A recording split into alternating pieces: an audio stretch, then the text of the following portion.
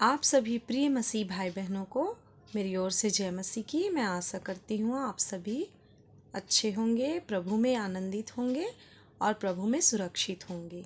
आइए आज के मनन के लिए हम निकालते हैं मत्ती 5 अध्याय, उसके 1 पद से 12 पद तक हम पढ़ेंगे। और हम देखते हैं यहाँ पे हेडिंग में लिखा है यीशु का पहाड़ी उपदेश। यीशु मसीह बहुत जगहों में उपदेश दृष्टांतों के द्वारा और बहुत सारी बातों को, स्वर्गीय आशीषों को, स्वर्गीय भेद भरी बातों को यीशु मसीह प्रकट करते हुए बहुत सारे उपदेशों को दिया करते थे। और ये यीशु मसीह के मुख से निकला हुआ वचन है मेरे प्रियो। यहाँ पे क्या लिखा हुआ है देखते हैं। वह इस भीड़ को देखकर पहाड़ पर चढ़ गए और जब वह बैठ गया तो उसके चेले उसके पास आए और वह अपना मुंह खोलकर उन्हें उपदेश देने लगा। यीशु मसीह ने अपने मुंह के द्वारा इन उपदेशों को दिया है मेरे प्रियो। यीशु मसीह लोगों को देखकर तरस से, दया से भरे रहते थे और वो बहुत सारी ऐसी बातें जो हमें स्वर्ग राज्य में प्रवेश कराने पाए, ऐसी सारी बातों को वो प्रकट किया करते थे मेरे प्रियो। आइए देखते हैं यहाँ क्या लिखा है। धन्य वचन, धन्य है वे जो मन के दीन हैं, क्योंकि स्वर्ग का राज उन्हीं का है। हालेलुया। हम देखते हैं मेरे प्रियो, ये तीसरा पद, पहली बात यहाँ पे लिखा हुआ है मन के दीन। सचमुच मेरे प्रियो, मन में दीनता की आवश्यकता है। जब तक आप दीन नहीं बनेंगे, नम्र नहीं बनेंगे, कभी भी आप स्वर्गीय राज में प्रवेश नहीं कर सकते। यीशु मसीह ने भी स्वर्ग को छोड़कर मेरे और आपके लिए इस धरती पर आ गए। जो पाया जाता है फिलिपियों में 2 के 8 पद में लिखा हुआ है, मनुष्य के रूप में प्रकट होकर भी अपने आप को दीन किया, यहाँ तक कि आज्ञाकारी रहे कि मृत्यु, हाँ क्रूस की मृत्यु को सह ली। वो नम्र बन गए, दीन बन गए मेरे और आपके लिए। जब यीशु मसीह नम्र और दीन बन सकते हैं मेरे प्रियो, तो जब हम यीशु मसीह के रास्ते में चल रहे, जब हम यीशु मसीह के पास जाना चाहते, तो हमें भी दीन बनने की आवश्यकता है, तभी हम स्वर्ग में प्रवेश कर पाएंगे। चौथा पद, दूसरी बात, धन्य है वे जो शोक करते हैं, क्योंकि वे शांति पाएंगे। हालेलुया। ये शोक के विषय में है मेरे प्रियो। वचन में लिखा हुआ है कि जो शोकित है उनके साथ हमें क्या करना है? शोकित बनना है। आनंद करने वालों के साथ आनंदित होना है। आज बहुत सारे भाई और बहन हैं जो शोक में, दुखों में, पीड़ाओं में, बीमारियों में, कर्जों में, नाना प्रकार की बातों में इस संसार में पड़े हुए, जो शोक में पड़े हुए मेरे प्रियो, उनको कौन लेकर आएगा? उन्हें कौन इस शोक से बाहर कर पाएगा? मैं और आप। जो शोक में पड़े हैं, उनके शोक को हमें अपने जीवन में महसूस करना है मेरे प्रियो। जब तक आप किसी के दर्द को महसूस नहीं करोगे, हमारा यदि हाथ कटता है तो हमें दर्द होता है, लेकिन दूसरे का हाथ कटने से कभी किसी को दर्द नहीं होता है। लेकिन यीशु मसीह ने क्या किया? मेरे और आपके दुख करने से पहले यीशु मसीह को दुखी हो जाते हैं। वैसे ही हमें भी यीशु के स्वभाव के अनुसार हमें भी शोक करना है और भटके हुओं को लेकर आना है, जो नाना प्रकार के शोक में पड़े हैं। तभी आप शांति पाएंगे। जब प्रभु के कार्य को आप करोगे ना मेरे प्रियो, तो आप असीम शांति को अपने जीवन में महसूस करने पाओगे। संसार में कोई भी धन दौलत, कोई भी चीज़ें ना प्रभु की शांति आपको नहीं दे सकता। केवल वो जो पिता की आज्ञाओं को आप मानकर पाएंगे। 5वां पद, तीसरी बात, धन्य वे जो नम्र है, क्योंकि वे पृथ्वी के अधिकारी होंगे। हमको मन में नम्र बनने की आवश्यकता है।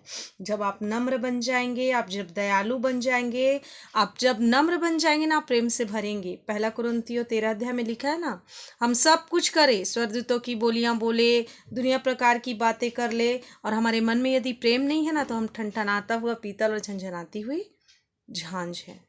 इसलिए हमें नम्र बनने की आवश्यकता है, तब हम पृथ्वी के अधिकारी होंगे। धन्य है वे जो धार्मिकता के भूखे और प्यासे हैं, क्योंकि वे तृप्त किए जाएंगे। हमें भी धर्म के भूखे और प्यासे होना है।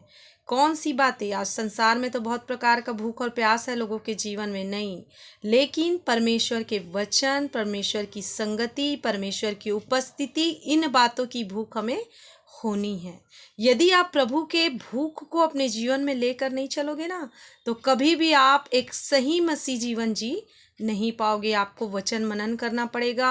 आपको प्रभु के लोगों के साथ संगति करना पड़ेगा, वचन के भूखे और प्यासे हो जाएंगे, तभी आप तृप्त होंगे। आज बहुत सारे लोग हैं जो नाना प्रकार के परेशानियों में पड़े हैं, लेकिन जब प्रभु यीशु मसीह का नाम सुनते हैं ना, उनको वचन के भूख और प्यास रहता है। बहुत सारे भाई और बहन हैं ऐसे अविश्वासी, जब प्रभु के वचन को वो लोग जानते नहीं, यहाँ पे वचन होने वाले प्रभु के दास आए हैं, वो कई हजारों किलोमीटर जाकर परमेश्वर के सुसमाचार को सुनते हैं। ऐसे ही लोग परमेश्वर बोलता है कि ऐसे लोग तृप्त किए जाएंगे। 7 पद में लिखा हुआ है, धन्य है वे जो दयावंत हैं, क्योंकि उन पर दया की जाएगी। प्रभु यीशु मसीह दयावंत थे मेरे प्रियो, दया से भरे हुए थे। आज हमें भी दया से भरने की आवश्यकता है। आज हमें भी, यदि हम दयालु नहीं रहेंगे ना मेरे प्रियो, दयावंत नहीं रहेंगे, तो हम पर भी दया कभी भी नहीं की जाएगी। जैसे यीशु का स्वभाव था, वैसे ही हमारा भी स्वभाव होने की आवश्यकता है मेरे प्रियो। प्रभु कहता है, जो मेरे भाई और बहन हैं, जो मेरे बच्चे हैं, जो रोड पर पड़े हुए हैं, जो भूखे हैं प्यासे, वचन में लिखा हुआ है ना, जो हे प्रभु कहेंगे, मैं उनसे खुलकर कह दूंगा, है कुकर्म करने वालों मेरे पास से चले जाओ, क्योंकि जीवन में दया नहीं है। जब मैं भूखा था तुमने खाना खिलाया, जब मैं प्यासा था तुमने मुझे पानी पिलाया, जब मैं परदेश में था तुम मुझसे मिलने गए, जब मैं बंदीगृह में था तो तुम मुझसे मिलने गए। ये दयावंत हमें बनना है। आज यीशु के स्वभाव को इस संसार में हमें प्रकट करने की आवश्यकता है, दिखाने की आवश्यकता है। 8 पद, धन्य है वे जिनके मन शुद्ध है, क्योंकि वो परमेश्वर को देखेंगे। यदि हमारा मन शुद्ध नहीं है, हम कभी भी प्रभु को नहीं देख पाएंगे, क्योंकि परमेश्वर पिता जो है ना, वो पवित्र है। और प्रभु कहता है, जो उसके निकट जाता है, प्रभु कहता है कि तुम भी पवित्र बनो जैसा मैं पवित्र हूँ। पवित्र बनने की आवश्यकता है मेरे प्रियो। और मन तो ही असाध रोगों से भरा है, इस मन को शुद्ध करने की आवश्यकता है। 9 पद, धन्य वे जो मेल कराने वाले हैं, क्योंकि वे परमेश्वर के पुत्र कहलाएंगे। हमें मेल कराने वाले बनने हैं, जैसे यीशु मसीह पिता और हमारा मेल कराया ना। कौन कौन मेल कराने वाले? आज बहुत सारे भाई बहन जब लड़ाई हो जाते हैं ना, एक दूसरे की चुगलियां करते हैं जाकर। नहीं, हमें भी क्या करना है, उनके बीच में जो गलत फहमी उसको दूर करना है और उनको मेल कराना है मेरे प्रियो। तभी हम परमेश्वर के पुत्र कहलाएंगे, क्योंकि परमेश्वर जो था वो अपने इकलौते पुत्र को भेजा, अर्थात यीशु मसीह को, और वो मेल कराया। यीशु मसीह क्या कहता है, हे पिता इन्हें क्षमा कर, क्योंकि ये लोग नहीं जानते हैं। यदि यीशु उस बातों को नहीं बोलता तो पिता क्या क्षमा करता? नहीं।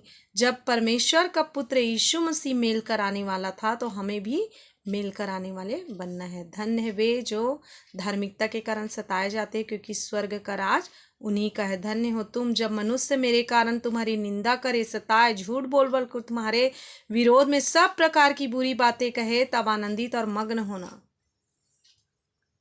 क्योंकि तुम्हारे लिए स्वर्ग में बड़ा फल है, इसलिए कि उन्होंने उन भविष्यवक्ताओं को जो तुमसे पहले थे इसी रीति से सताया। सचमुच मेरे प्रिय भाई बहनों, आज बहुत सारे विश्वासी भाई और बहन हैं, पास्टर्स हैं, बहुत सारे विश्वासी लोग हैं जो सताए जा रहे हैं। उन लोगों को झूठ बात बोल कर पुलिस थानों में, बंदी गृह में, कोर्ट में घसीटे जा रहा है। उनकी धन दौलतों को, उनकी संपत्ति को छीन लिया जा रहा है। तो सचमुच मेरे प्रियो, वचन आज पूरा, ये सारी बातें पूरी हो रही है। और जो प्रभु के लोग जो सताए जा रहे हैं ना, उनको आनंदित और मग्न होना है, क्योंकि परमेश्वर ने एक रिवार्ड, एक आशीष, एक मुकुट को स्वर्ग में आप लोगों के लिए रखा हुआ है मेरे प्रियो। तो जो लोग सताए जा रहे हैं, प्रभु उनको और आशीष दे।